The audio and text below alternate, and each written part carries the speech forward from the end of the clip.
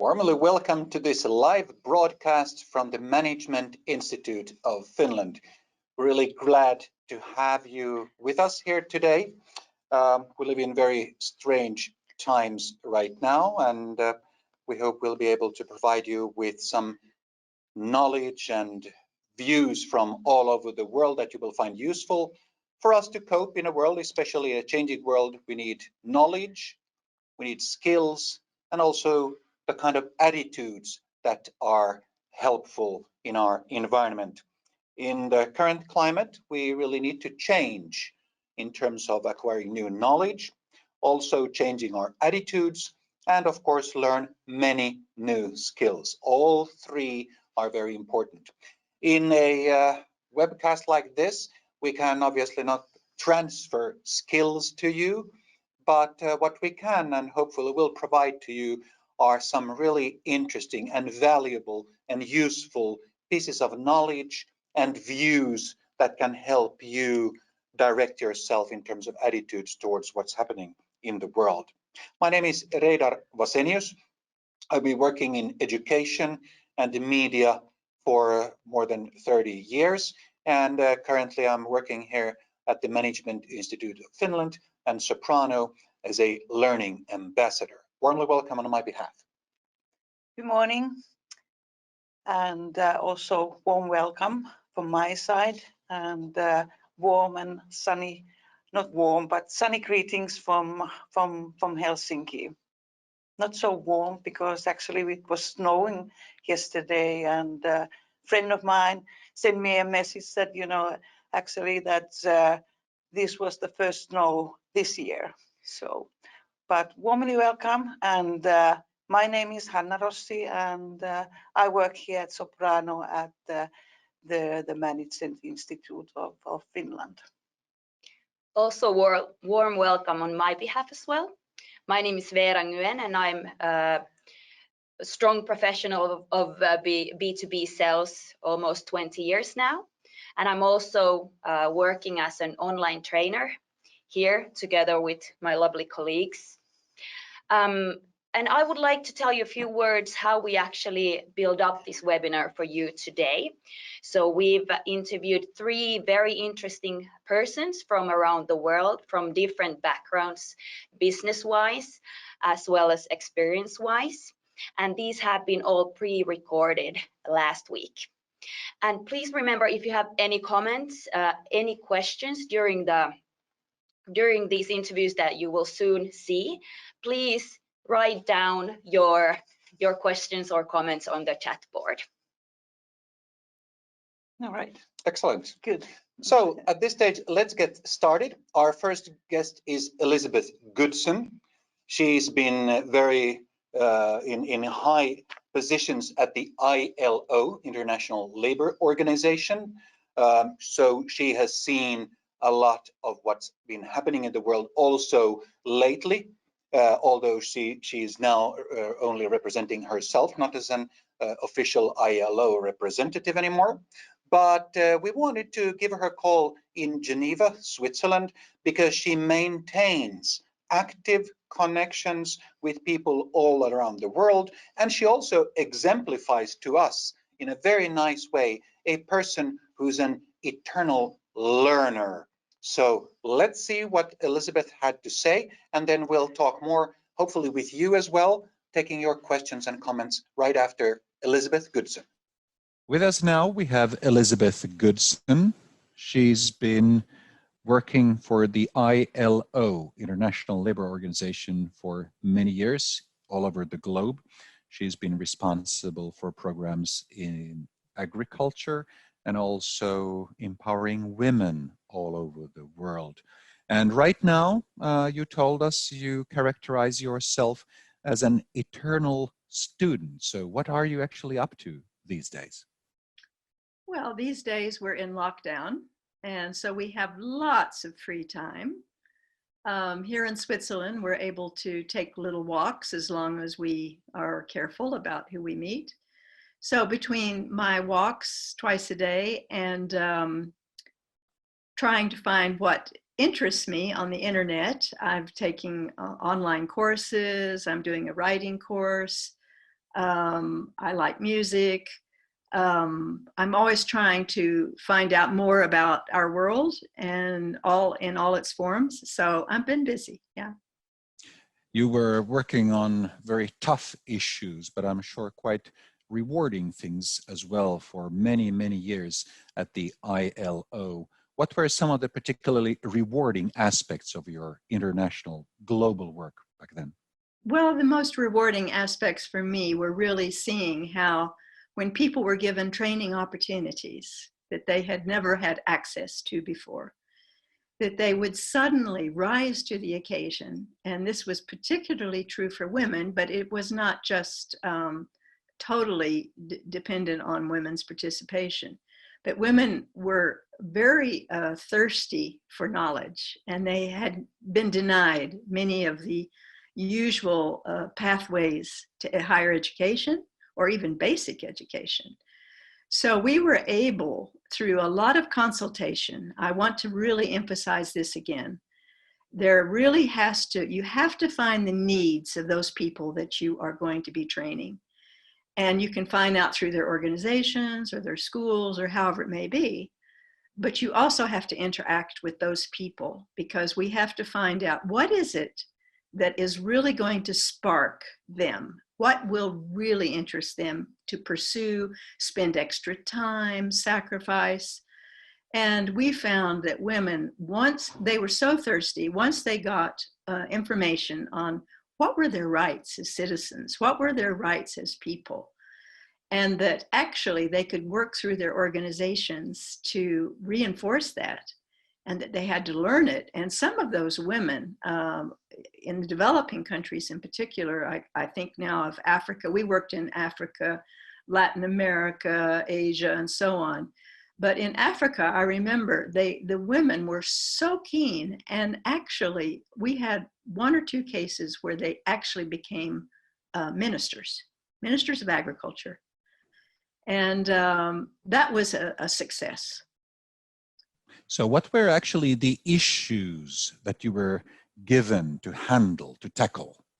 Well, one is their rights as employees, so that they would get a fair wage for what they did. One of the major ones, though, in agriculture, in that field, was that their workers were being exposed to a lot of chemicals, and they didn't know what they were, and they didn't have any training on how to use them. And we worked a lot with the Food and Agriculture Organization at that time as well, to make sure that we had sort of a standardized system, and that we could relay that. And we did it through many different ways, handbooks and so on, because this was just, internet was in its founding, it wasn't really out there for developing countries. It was quite new. But we did use all kinds of technologies that were at our hands, and to get this information out. And, people, once they understand something is for their benefit, they run with the ball. So what years are we talking about now? Well, that was in the 80s. We started working on pesticides and health and safety issues that moved on. Today we have the same problems, excuse me, but people are more aware today. And then in the 90s we started having more access to training methodologies where we could use downloads and conferences online and so on, but that came quite late. But once it started coming, it really just went, it was just a whirlwind. Yeah. Now, many of us have been thrown into a digital world. I mean, we've been using certain digital tools, but now it's all we do from morning until evening. At what stage did you start utilizing modern digital solutions in your work at the ILO? Well, when I first went there in the early 90s, I actually left an office that was fully equipped where I was in my other organization, which was an international organization representing workers in agriculture. Because we had gotten online very quickly. We said, okay, this is the way. at international level, what are you going to do? You can't be traveling. I mean, I traveled a lot in my time, but you can't be going to run activities all over the world all the time. It's just not feasible.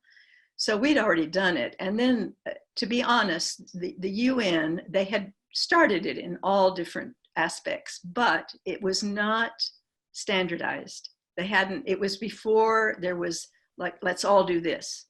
So there were all these independent things that were coming up. And so it was a bit complicated at first, but quickly they got online and got themselves organized. And honestly, today, when this pandemic hit this time, they were prepared. And I know in the International Labor Organization, I think they had visualized that they would have to do that at some point. And so it only took them about a week to get everybody, you know, really ready to work from home. Because in Geneva, you have to understand it's right on the border with France.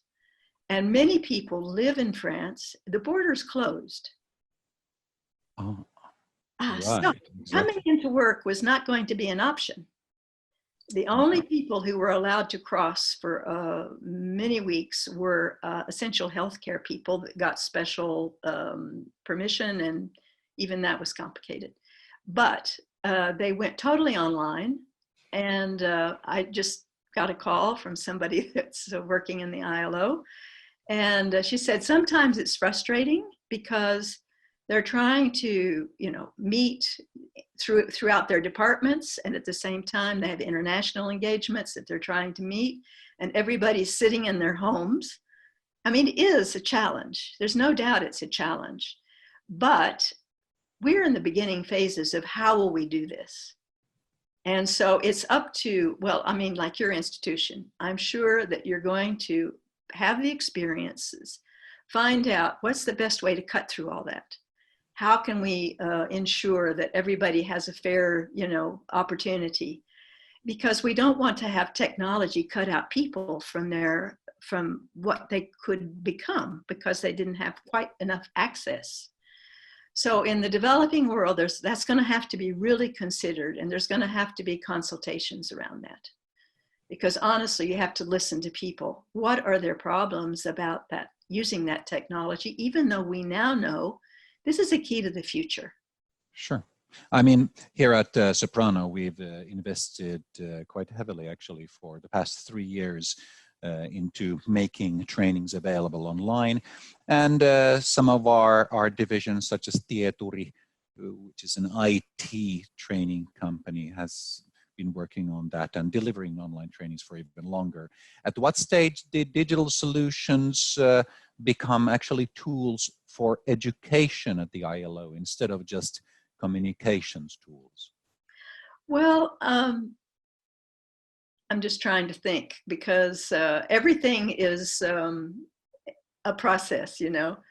The ILO actually had a very high-level training institution. It's in Turin in Italy. And they also run very specialized programs for the United Nations. So it's a big campus. I mean, it's big. And, but people came there. Now that also had to close down, you know, during this period of time.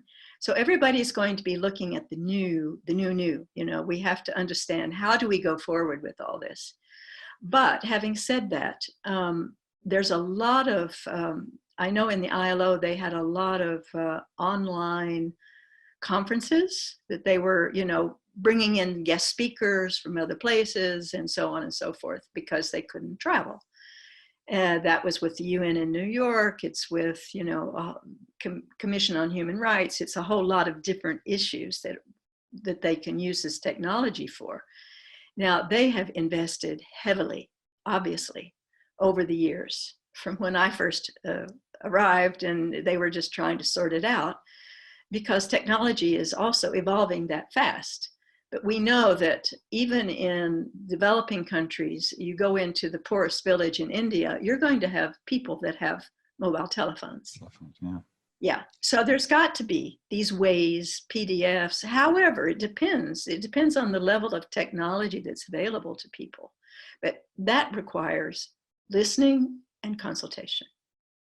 So looking more deeply now at the current coronavirus pandemic, would it be proper or prudent to try to find some positive aspects about everything that's happening?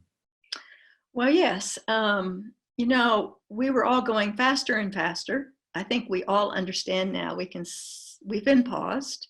Somebody hit the pause button, and big time. I mean, really big time. It was just like from one day to the next, and yeah, boom. And suddenly, for families, I mean, I just go by my daughter, who happens to be in San Francisco. She's actually a technology expert. Her husband is an IT engineer in cyber security for big institutions. Well, that was a huge building he was going into, and that all just stopped, you know. So he set up his office at home. She already had her office at home. And the two kids, no more school. Their school is over until next September, you know. And the high school that my grandson was going to, they switched over to internet online teaching, which they could, fortunately. The 12-year-old, it was more difficult because she came from a school where, you know, they're not used to having kids on the computer in the classroom all day or much access. A bit harder, but it's the main thing is the pause created a moment where people could actually spend some time as families or bettering themselves through online improvement courses or whatever they were doing, or learning to cook, or listening to music, or dancing, or doing what, because in Spain, they weren't even allowed to go out, you know? So you have to become creative. So let us say this pause has made people a lot more creative and more aware of their need to be in touch with each other, however that may be, and to be more mindful of their communities and their neighbors. So do you see some of the social or societal changes being permanent? I would hope so. I think there's going to be one huge part of the population that is not going back to that same old, same old. They have understood that something has to change. We cannot be on this treadmill that people were on, where all you're doing is, you know, fulfilling some kind of obligations that sometimes don't quite make sense. And people have to suddenly say, what is this really mean to me? And choose. We're going to have to go into choice. And companies are going to have to go into choice too. And there's going to be a lot of choices, but there has to be a dialogue around those choices, because people are, honestly, Geneva, we were shocked when we found that there were people that didn't have enough food. They were marginal people. And so they had to set up I think it was the one of the big arenas, and where people could come and get food packets. You know, Switzerland is a very prosperous country. We know we have people that are just kind of on the borderline, but nobody realized how much borderline that was for some parts of the population. So we have to rethink, how do we do things, and how do we reach people? So Elizabeth Goodson, on a final note, what kind of thoughts or even advice would you like to give to Finnish business decision makers or our political decision makers? Well, I know you are a very efficient culture, and you all have been very technically advanced. I mean, I've worked with a lot of Finns who have gone to a very high level, and I do understand. And when I was in Central and Eastern Europe for a while, we had Finnish experts who came and advised us precisely on how do we do education, training, and so on, and use technical capacity. But we also have to realize that you all are very self-sufficient. And it's going to be a question of advising businesses to really interact with their employees and with their population, their communities, to come up with the best solutions possible. but it has to be a two-way discussion so it can be a win-win situation. Elizabeth, thank you very much for your time. I know your schedules are really tight. You're busy, you have a lot to do. So we appreciate you being part of our broadcast, and I wish you not only a sunny, but above all a healthy spring. Thank you so much. Appreciate it. Thank you. Okay. Thank you, Ben. Thank you so much. It was really interesting interview and also very lovely message. Actually, I discussed with Beth before we did the interview, and I think that I find that the most important message from Beth was that that now when we are living these challenging times, that that it's very important to to all of us to remember that that it's the goodwill, and also that we are creating everything together. So Reidar, so you've done all the the 3 interviews, and so you also made or you had the interview with Beth. So what was the most important thing that or the message that you find through her interview? Well, there were many interesting takeaways, maybe 3 main takeaways that I was thinking about when I was listening to her were, firstly, when we look at technological solutions, there is really no need to reinvent the wheel. Besides, we here at Soprano being hard at work creating these solutions for many years, clearly what Beth was saying was already in the 90s and throughout the noughts and the tens of the 2000s. We've seen many large organizations, even internationally, solving the issues of delivering not only communication between people over online, but even trainings. Clearly, they've been evolving a lot. So the modern solutions we have today are, of course, better and faster and better looking, etc. in many respects. But not only are there existing technological solutions that you can tap into, there are also, of course, knowledgeable people to whom you can turn if you need help. So what we've clearly been seeing lately is that the people and companies who have been the most quickly adapting to these new times are the ones who really ask for advice, ask for help, look around for existing solutions, and other fellow human beings who know how to use these technological solutions. The second thing that really stuck to my mind was when Beth started talking about hitting the pause button, because clearly I see that we are now not meeting all the people we ordinarily meet on a daily basis, but many who are even closer and more dear to us, or should be more close and dear to us. And obviously, sometimes we neglect people, especially if we're making a career. But right now, of course, many of these relationships are emphasized around us very differently. But at the same time, as we have a time to think, when there is really a genuine pause, it is really conducive to increasing our creativity, because we have time to think and more deeply, not just make quick decisions because we're in a hurry and we're asked to make quick decisions, and we're expected to have smart, quick, witty answers, which are not that wise or intelligent in a deeper way necessarily. The third thing that came to my mind really is what Beth was saying here at the very end regarding dialogue.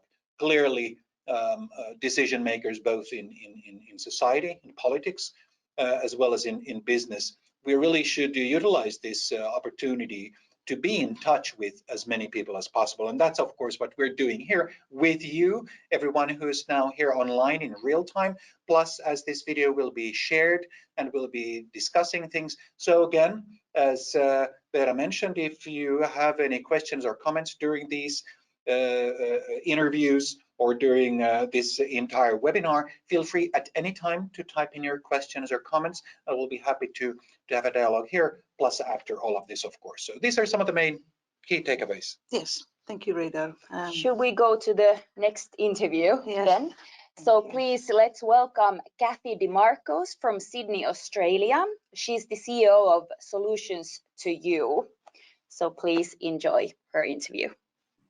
Kathy DeMarcos, warmly welcome to our broadcast. You work as the CEO of Solutions to You. So whom do you mainly help?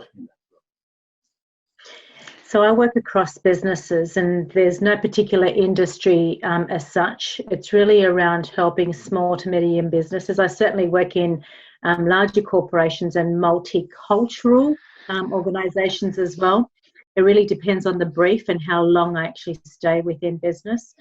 And it's really around change, transformation. And I actually look at people being the centre of what it is that I do. It's, you know, I have two mantras in life, and they are to be the change that you want to see in the world, and I bring that into business. And the other one is always to actually leave people in a better place than when you first engaged with them. And that's really important in business because we are constantly engaging with people. You know, in everything that we do, there's actually another human interaction involved. So that's my philosophy and my mantra, and, you know, who my ideal client is. So in what situation do they typically approach you? So I can have anybody that's actually looking at either leadership or executive transformation. So they need to actually work within their teams, and it usually starts at a much higher level because if you don't have synchronicity, you know, at that sort of level, then it's difficult for it to transpire across the business. And so I have that. I also actually have when people are looking to scale. So, you know, one of the things that statistically has been proven is that whilst people may actually understand what's required within a business, when it comes to actually changing or transforming and scaling a business, really understanding and having that business acumen and knowing how to create milestones and actually bring everybody on that journey with them is quite critical. Change isn't something that a lot of people like. And so when you're looking at any sort of change, whether it's scaling, bringing in, you know, another part of the business, a vertical or a horizontal integration, a joint venture, that creates change. And so that brings about quite a lot of anxiety within businesses. And so staff are affected all the way through the business. So it's really important that the leadership team, the executives actually know how to do that, how to actually transform the business and bring the people along that journey with them. So from what background or platform or education do you approach these questions? You know, so I actually have a counselling and psychotherapy background. So a lot of what I do is, in fact, with that in mind, although I've had 35 years in industry, in finance background. So, you know, I understand the structure, the processes from a business perspective, but it's really the emotive element that I actually start with, and it's usually with questionnaires and actually bringing people into the picture on a holistic basis and then breaking that down on a one-on-one. And that has to happen because you can't move forward until you actually know who you're dealing with. And in business, you know, it's not actually a product that you're dealing with. It's not necessarily actually about sharing that journey about the solution. It's actually about the people and finding the way that you're going to be able to move them, shift them, motivate them, get them to buy in to what it is that you're wanting to do. So I usually work on an emotive basis, and it's on a psychotherapy basis more than anything. And, you know, people are daunted by that, so I don't necessarily tell them that up front. What do you actually offer then? I mean, do you offer some kind of sessions or coaching or reformation of processes, or what do you call work in your own words? So I actually say that it's a workshop, and I do it over a period of time, and those workshops will actually start almost like a game form, you know, across a team basis. And then I work on a questionnaire. So each of them will actually get questionnaires that they need to respond to. And it's not just of themselves, it's actually of their peers as well. And I collate all of that and then turn that into a workshop to make sure that everybody's actually aligned and understands what has in fact been given as feedback, so that it's received with the intent that it's actually meant. And usually that's actually, that causes a little bit of misalignment, because we all actually will interpret things based on our own experiences of what something means. So language is so important, in everyday life and the way that we engage in business. It's really important that I can communicate to them that they actually identify what somebody else may be trying to say to them, as opposed to how they're receiving it. So it's about bringing everybody to the platform at the same base. What kind of needs have you noticed in these strange coronavirus times, which have reared some kind of challenges or issues which have in particular reared their head now compared to what the world looked like before? Do you know what's really interesting is that people, in fact, their triggers that would not normally elicit a crisis, experience in the past, does that now. And a lot of that is because what they deem to be a norm is no longer a norm. And it's really simple things. Ryder, it could be something like, the other day I actually had a client who said, I didn't realize how much of an impact it has had on me that I can't have a cup of coffee with somebody as a client just to discuss things, and it's not about the coffee, but it's actually about the engagement. I've had some others actually say to me, I'm being introduced to somebody, I can't shake their hands. And, for somebody like me, I actually read people through their eyes. I understand people and who they are through their eyes. And that this Zoom doesn't actually give me that clarity that I need. And so it takes a lot more than just the things that we're accustomed to break that ice and create that relationship in the current environment that didn't occur before. So we're all trying to actually shift a little and adjust a little, and that creates anxiety, it creates stress. You actually start to second guess yourself, am I actually reading the situation right? Have I missed something? Could I have done something better? So that is always a constant in people's minds, now more than ever. Because people are, to a great extent, constructing their own identity and mental stability thanks to external structures. They have their daily routines, weekly routines, annual calendars, and they also have a culture, a society, or the company with its own culture. It means now that when many of these structures are suddenly completely gone, do you see new kinds of challenges mentally for people?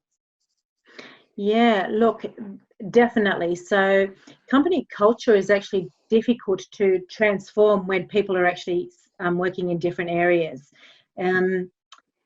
One of the things that actually came to mind in a discussion that I was having with a forum was, what happens normally on a Monday morning when you go into the office? The norm is that you go, hey, how was your weekend? What did you do? And yet in this environment, what happens? The first Monday morning meeting, it's straight into work. So that actual culture, that connectedness actually falls away. So it's really difficult to have that continuity that may have existed in businesses before. And, in some ways, we're not really recognizing that that's actually shifted, until somebody actually reaches a point where they say, it's just not the same, and they can't pinpoint what that is. Having a cup of coffee in the, common room, in the lunchroom, in the cafeteria, wherever it is, and actually having those conversations changes the dynamic. Our language has in fact changed. Everybody's actually starting that conversation, that dialogue with, oh my gosh, I can't wait for this to be over. And without realizing that's changed the norm. So we are already talking a language that's starting with a negativity. So that's already setting the, I guess the status quo for our mental health without even realizing. When I look at the media and how the media has actually been communicating, everything is, we are all in unprecedented times. We are all in, uncertain times. That tone has been set and has been repeated continuously.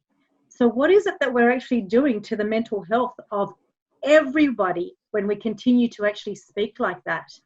And the reality, Ryder, is people actually know what situation we're in. We don't need to continuously reinforce those statements, because we're now heightening the chances of mental health becoming a really big issue. And with isolation, we're not able to connect. We're not able to identify and say, hey, how are you going? Because I can see that you're not okay. And people are going to be even more reluctant to open up. And sadly, in business, and particular sectors where it's very male-oriented, it's not going to be a topic of discussion, because they're not going to do it over a Zoom. They don't have that trust built over a Zoom to be able to do and have those sort of, conversations. So they're the things that are really different, at the moment. And culture needs to actually think about how do we expand that and embrace what used to happen in the office, so that people still feel that level of comfort to be able to have that dialogue, to be able to break down those barriers, in a conversation that isn't really personable. Over Zoom is not necessarily personable. A lot of people still are coming to terms with using Zoom, so we have to start to break that down at a different level, and we have to actually be a little bit more open ourselves, because unless we show personally, that we are experiencing the things that others are actually experiencing but not voicing, we're not going to be able to change that. The World Economic Forum has for several years in a row already listed the kind of key mental skills that everyone should be developing in order to feel well and do well in the workplace and be able to move forward in a career. What kind of mental skills do you feel are key right now? So, empathy, compassion, it's really interesting. And I'll stick to just those as starting points. But do it's the little things. I was actually talking to somebody today in business, and, they sent out an email, and the email actually started off with, I just wanted to alert you that, you are at risk. And I had to pick up the phone because the recipient of that email actually went into crisis mode. Now, in the last 24 hours, I've had 3 different people in different situations go into crisis mode over the simplest of things. So, I actually said to the person who sent the email, look, I just want to alert you that sometimes choice of words, while it may actually be what, policy dictates you use, just be mindful in the current environment. The recipient is actually going to take that on board, not with the intent that you actually are, wanting. So that recipient actually went into crisis. It actually meant a whole different thing to perhaps what you intended. And they actually sat back and said, I didn't even think about it like that. It's something that has always been used in the industry. It's meant to actually reflect this, but it certainly does not reflect what the recipient had actually assumed it meant. And so, empathy, compassion, emotional quotient, and actually being able to understand the impact that certain words have on somebody else, and to be able to pick up on that is so important. Social awareness, especially in today's environment, we have to become even more in tune now with what's actually happening externally to us, and be able to say, I'm just recognizing that, just from your body language, from just the shift in your face, that, you may not have received, you know, what I'm saying in the way that I wanted you to hear that. And the other thing is to listen. You know, I always talk about when you're listening, please don't listen with the idea to solve a problem. Listen to understand. You know, it is so important that we just sit in that moment to listen to what's being said, because a lot of the time, the one thing that we're thinking about, particularly in respect to marketing and sales, it's how can I solve this problem? How can I actually sell them this? Sometimes you actually need to hear what they don't want just as much as what you think they do want, to really understand how to guide them. And that might mean that you can't help them. But by actually saying, look, it's not perhaps something that I can do, but I can refer you to someone else, you've built an incredible amount of trust, you know, and that then actually means that the next time that person is going to have that situation arise, they're going to have that level of comfort to come back to you because you valued them in listening to them, right? To what extent are all of these skills in your mind, particularly the first ones, empathy and compassion? Obviously, they are mental states, and they are, for almost all of us, innate abilities. But are they skills which can be taught or learned or honed? It's really interesting, you know. I was on a plane not very long ago, and I was talking to a young man, and he was talking about that, and he was saying, yes, I actually, you know, watch TED Talks, or, you know, because a lot of people draw on that, right, to actually try and understand and expand their knowledge. And I said to him, you know, I implore you to, yes, continue with that, but the true way of honestly being able to put empathy into practice is by actually practicing it, you know. And how do you do that? You have to check in with people. You actually have to say, look, this is my experience. Am I actually reading it correctly? Can I actually do something differently so that it actually does achieve what you need it to achieve, you know? Because it's usually about reading what's happening for somebody else. And a lot of people perhaps actually misunderstand empathy for sympathy, and it's not the same. You know, we can't actually always walk in somebody else's shoes. It's not possible. So we need to accept it for what it is, right? What are your personal goals at the moment for the next few weeks or few months to come?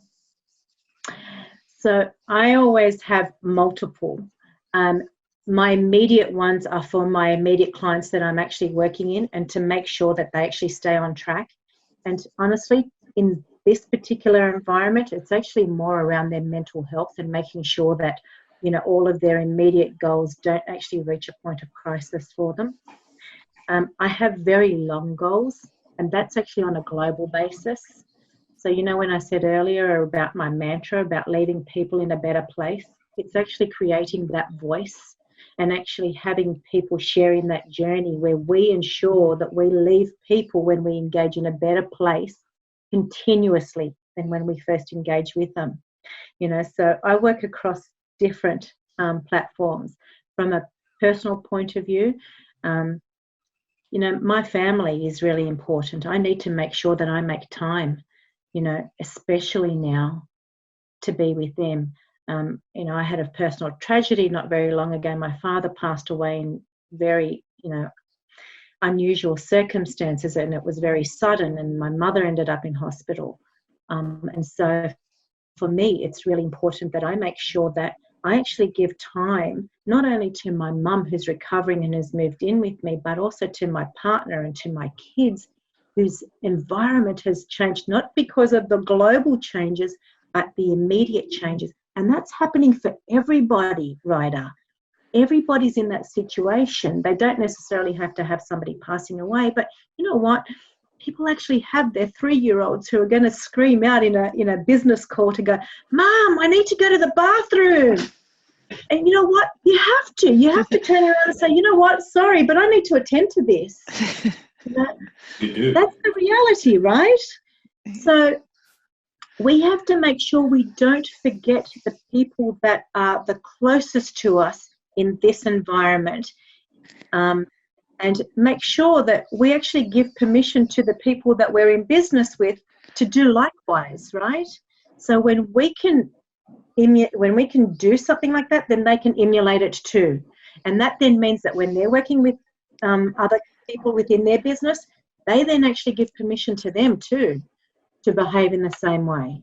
When we don't do that and we always stay in a corporate mindset, it's difficult for others to believe that it's acceptable for them to do what they need to do, especially parents, especially people who are caring for people that need care, So, yes, they're the things that I'm always mindful of and what I'm planning to do, in the short term, medium term, long term.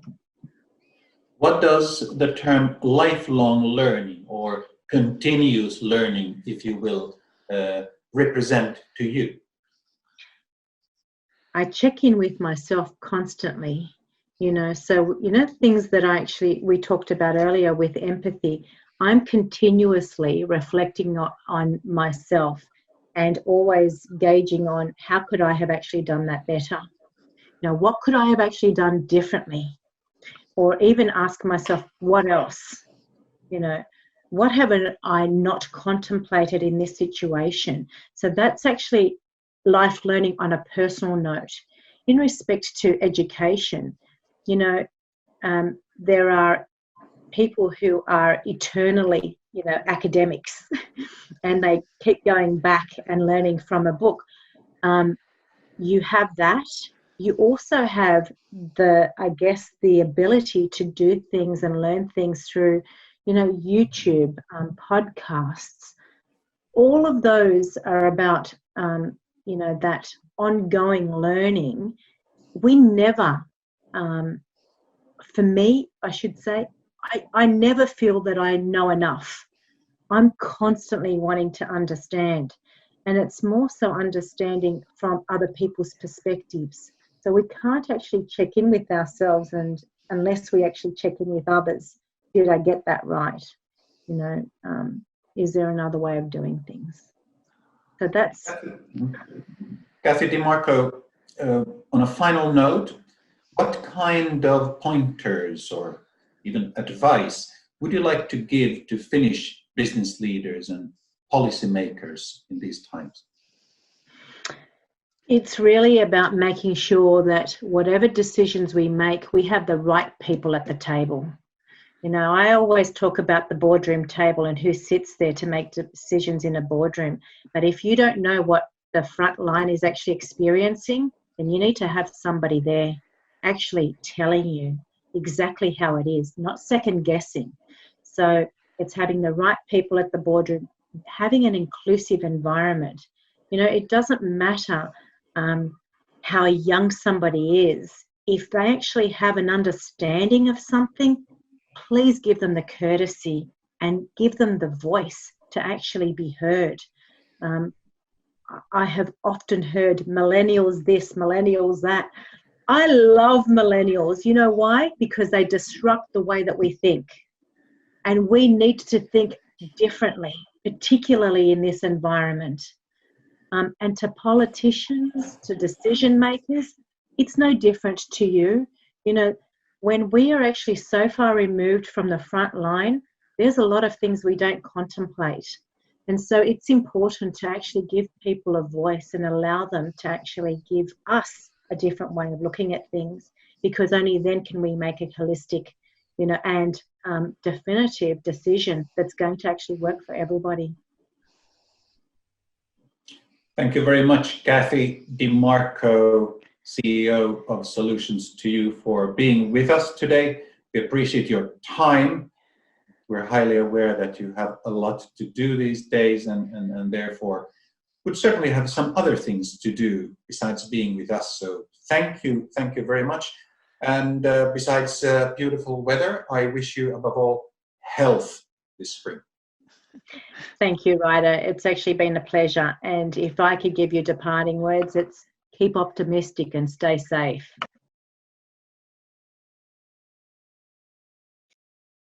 Thank you, Kathy, so much for your thoughts and your comments during our interview. What I actually picked up from Kathy was what we need in these challenging and different times that we are, everyone in the world, facing is empathy and compassion. We need to learn to listen, really listen and understand what our family members, our loved ones, our colleagues, our superiors, what they are saying and what they actually want us to hear. Yes. Exactly. Yeah, I think one of the things that is closely related to this, but not exactly the same thing, is inclusivity, because it is very easy for us, of course, to be protective not only of our own time and space and our emotions and the core of who we are, which means that we often limit our connections. So including more people into our sphere might be very hard, but especially in times of change, although the initial reaction is, and quite importantly so, is to really make sure that everything in a very small circle works and my home works.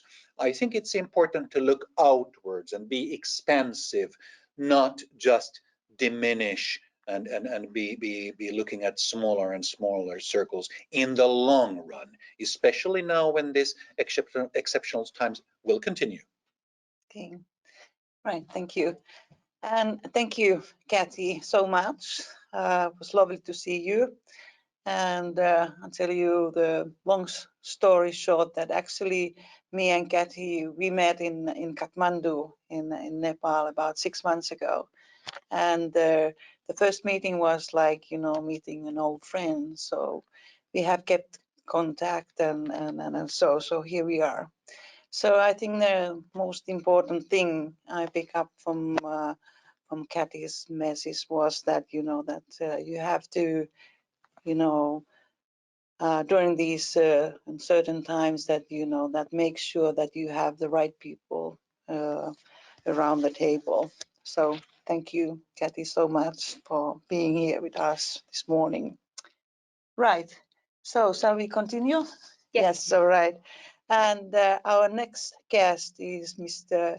Janne Suvanto from Thailand, from Bangkok, or Bangkok, Thailand.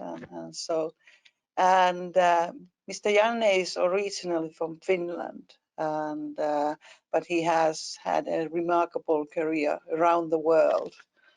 Janne is a really great personality, and I really admire that the things he's been achieving in his life.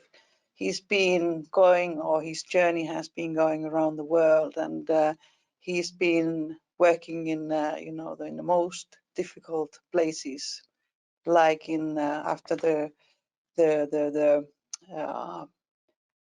say natural disasters like in Haiti, then, you know, really the crisis in Kosovo, Iraq, Mauritania, and so also that Janne is working in, as I said at the beginning, Janne is working in Thailand at the moment. He's the senior regional partnership advisor for the World Food Program, and so welcome, Janne, today.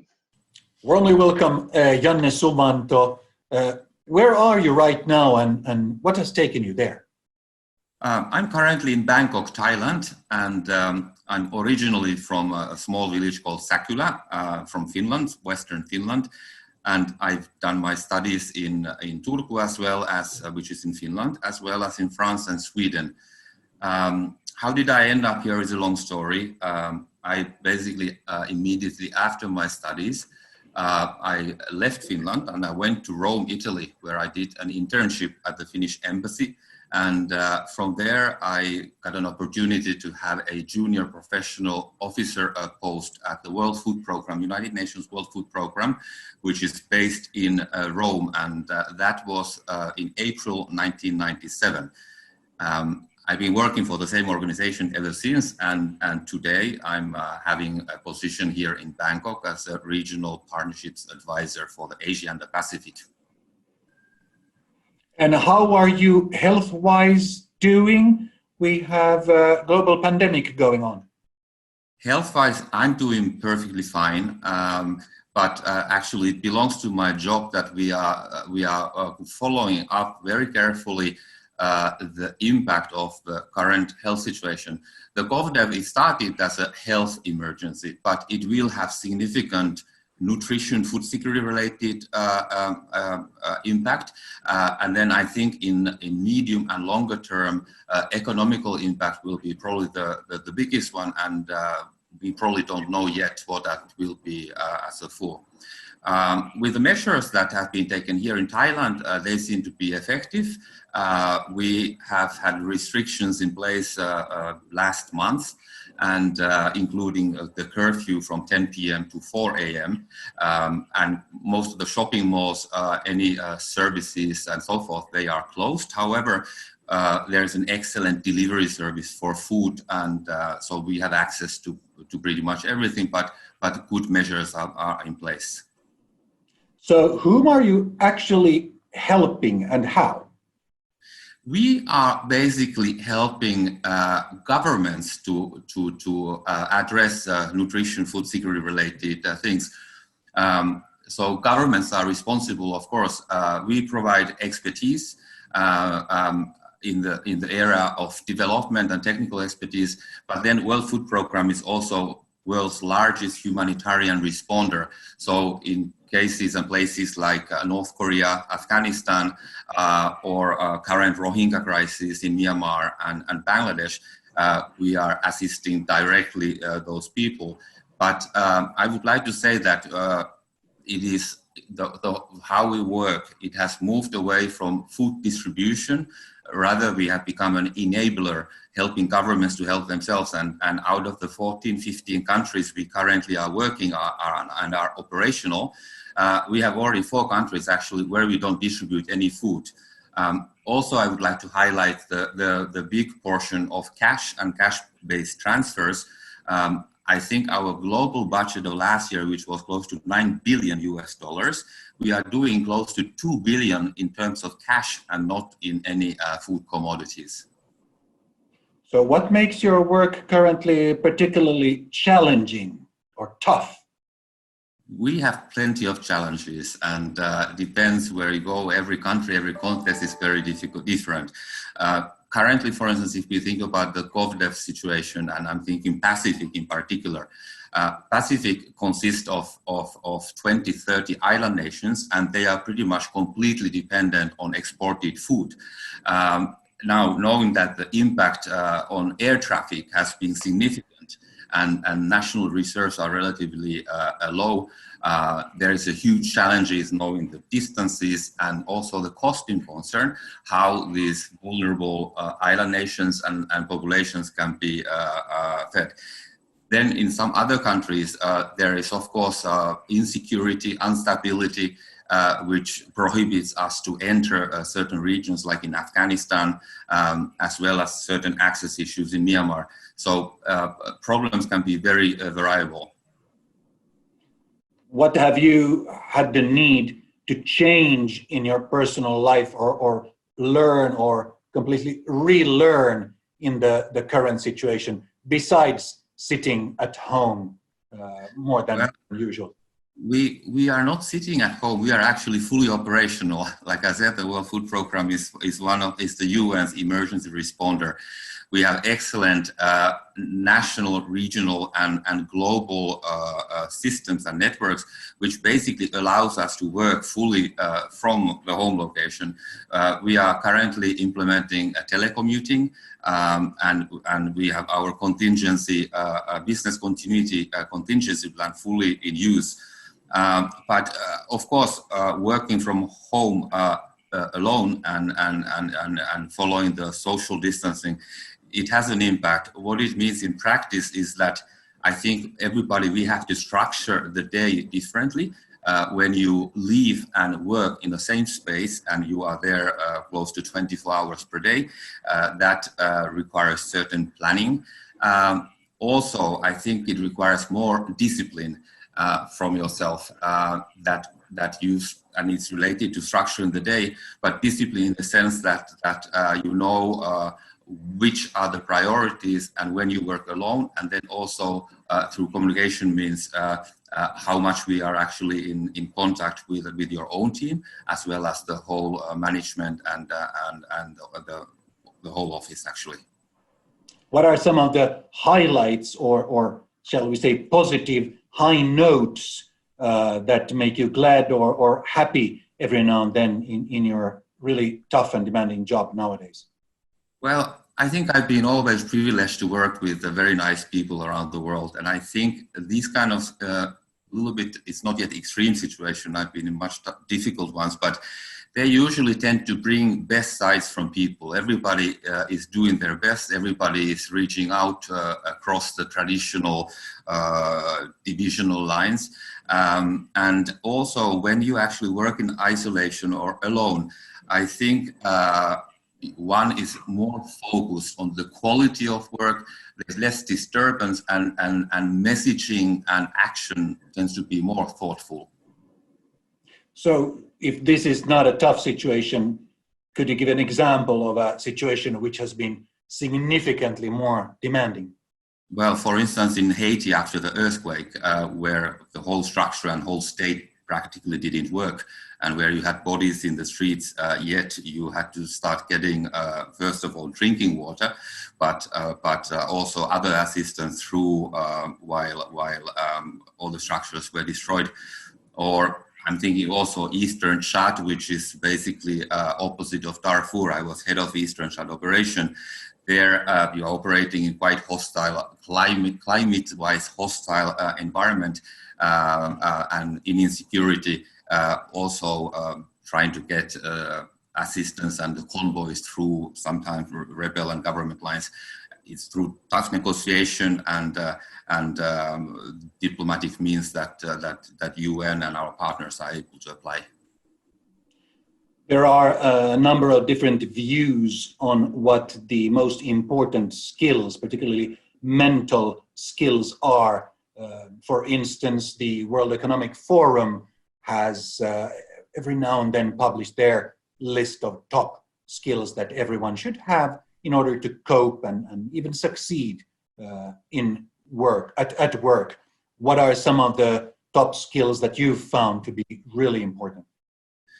Well, if we refer to regular situations and future skills, what is required in multicultural environment, first of all, I think you need very much social skills. One needs to be flexible, understanding and considerate. I think more you know from others and other cultures, the better. And one should not go straight to the topic or substance right away. In many cultures that is considered unpolite. But then beyond that, of course, you need certain technical skills. You need good language skills, both verbal and writing. And you need to have some technical competence, expertise, because often through that you get the credibility and respect of your counterparts.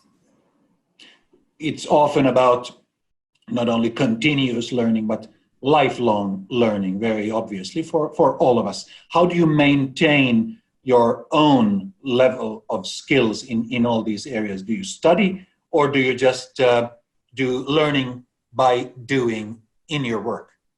Well, I've always been a curious person and explorer as such. So you can, through your personality, you can learn a lot. When you are interested in things, you can learn through other people, through partnership, through experiences.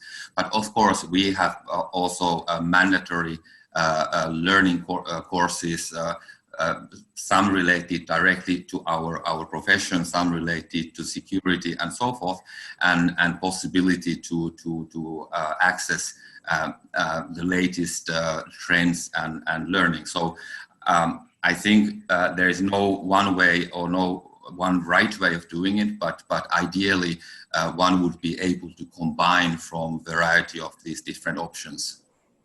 Are you participating in some kind of online learning or even courses currently?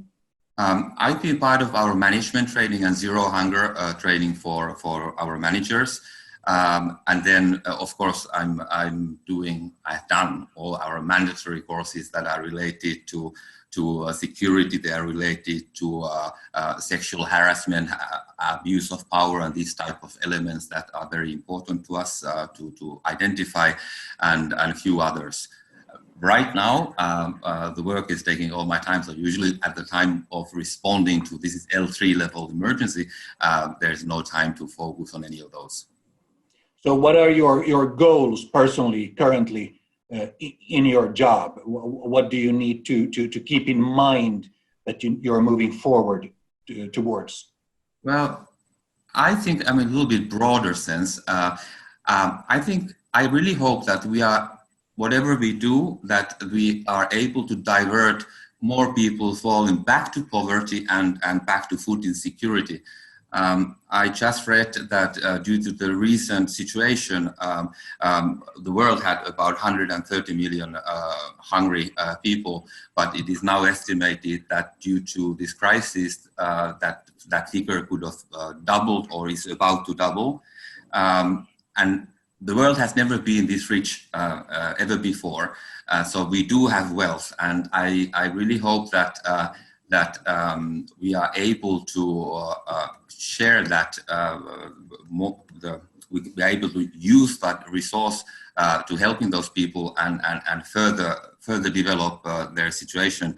There has been also such as cost of hunger studies in different countries that WFP has been commissioned, and we've been trying to prove also the economical value for the decision makers.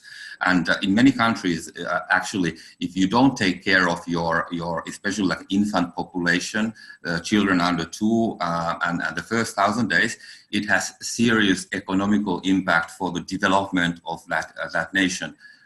So we are trying to provide this kind of material that would help decision makers to make guided decisions. What is it like to be a Finnish person out there? Are you one of the very few Nordic people there? Do you feel alone? Do you miss Finland? What is it like?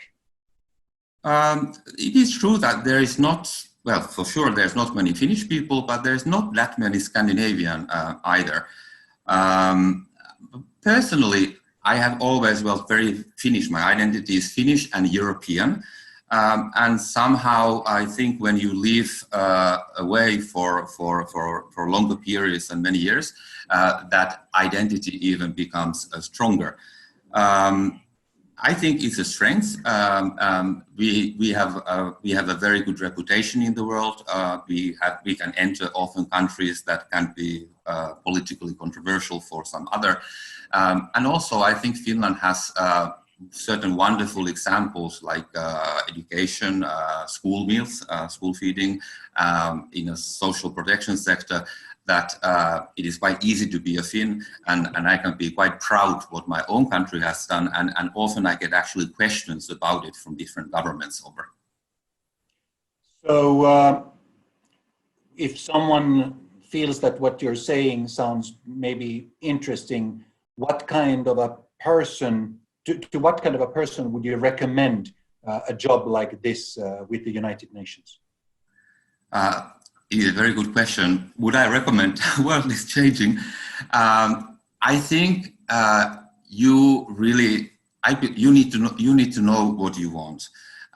You need to understand the context and possible impact, and you have to give 100% of you. I mean, this is a job that some might think is a little bit glorious, but actually we've been giving in lots of from our personal lives for the sake of helping others. We often work in remote locations, in very difficult conditions. I don't think we have really official working times. When we have to work, we work. So it's tough, but at the same time, for me personally, it's very rewarding, and especially if you work more on country office setting, when you are actually closer to your host government and beneficiaries, where you can really, you feel differently the ownership, and you also can really see the impact of your work and what we are trying to achieve. On a final note, Janne Suvanto, what kind of greetings would you like to send to Finnish policymakers and decision makers? I would say that have courage to be bold and believe in yourself. I think times like today, I think that it is an opportunity to review the past and also shape the future. Also, be ready willing to reach out across the usual partition lines, whatever they are, political or other, and maybe it's time to create some non-traditional alliances. We are all humans, and we hope better future, not only economical future, but well-being of us in comprehensive way that takes into consideration all human physical needs, but also emotional and intellectual needs of children, the young population, middle age, and also the elderly population. So, leave nobody behind.